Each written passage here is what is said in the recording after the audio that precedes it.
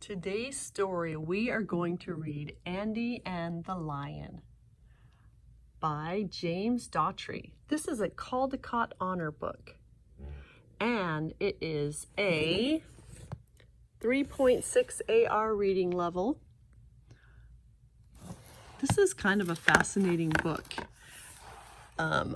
Well, as I read it for the first time, I was like, it seems really old-fashioned, some of the stuff. So let me go look and see. And it was actually published in 1938. That was 82 years ago.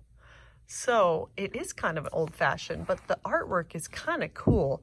All the drawings are done with pen and ink, black, white, and orange. All right, here we go. I love the Public Library of Andersonville. It was a bright day with just enough wind to float a flag.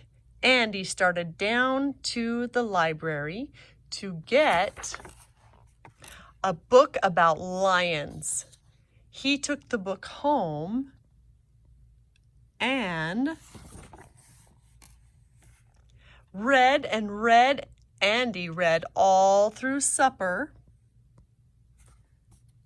And he read all evening, and just before bed, his grandfather told him some tall stories about hunting lions in Africa. Every story ended with, "And then I gave him both barrels." That night, Andy dreamed all night long that he was in Africa hunting lions. When at last morning came, Andy woke up. The sun was looking in through the window, and Prince was tugging at the bedclothes. The lion had left, but Andy kept thinking about them. There's the sun and Prince. Andy thought lions on the back porch, and his father had to remind him to wash behind his ears. Do you guys go out on your front porch and wash your face? Not anymore, we don't. Andy was still thinking lions after breakfast when his mother gave his hair a final brush.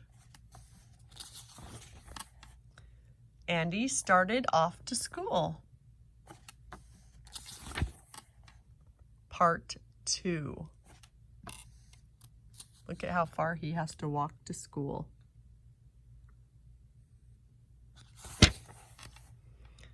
Andy walked along, swinging his books and whistling a tune. As he came to the turn in the road, he noticed something sticking out from behind the big rock. Just at the bend, it looked very queer. So Andy and Prince crept up cautiously to investigate. It moved. It was a lion at this moment. Andy thought he'd better be going, and the lion thought so too. They ran and ran around the rock. Whichever way that Andy ran, there was the lion. Whichever way the lion ran, there was Andy.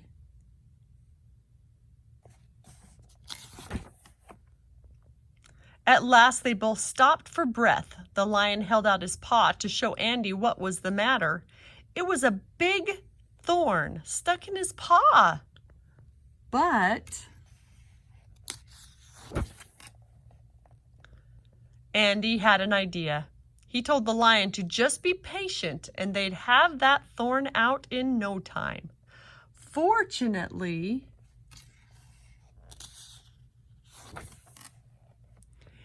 Andy always carried his pliers in the back pocket of his overalls. He took them out and got a tight grip. Then Andy braced one foot against the lion's paw and pulled with all his might until the thorn came out.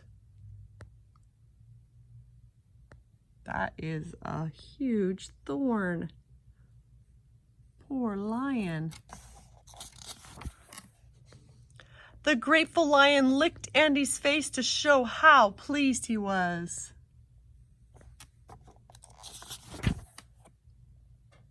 But it was time to part, so they waved goodbye and went on to school, and the lion went off about the business of being a lion. Part 3.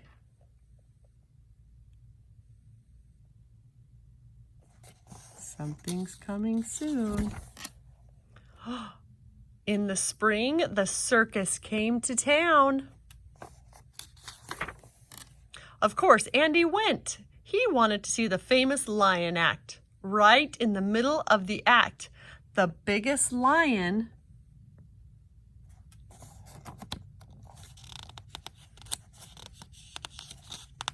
I can't turn the page. There we go. Jumped out of the high steel cage, and with terrible roar dashing straight towards the people, they ran for their lives, and in the scramble, Andy found himself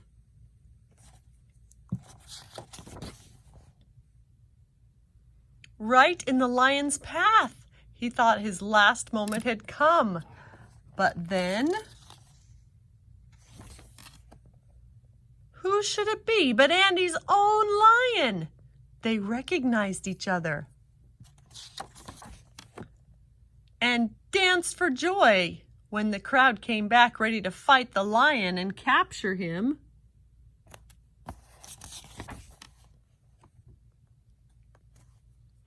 Andy stood in front of the lion and shouted to the angry people, "Do not hurt this lion. He is a friend of mine."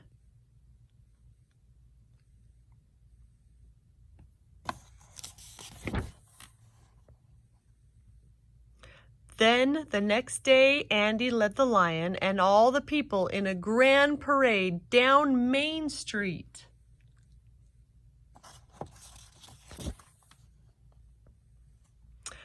In City Hall, the mayor presented Andy with a medal for bravery, and the lion was very much pleased. And the next day,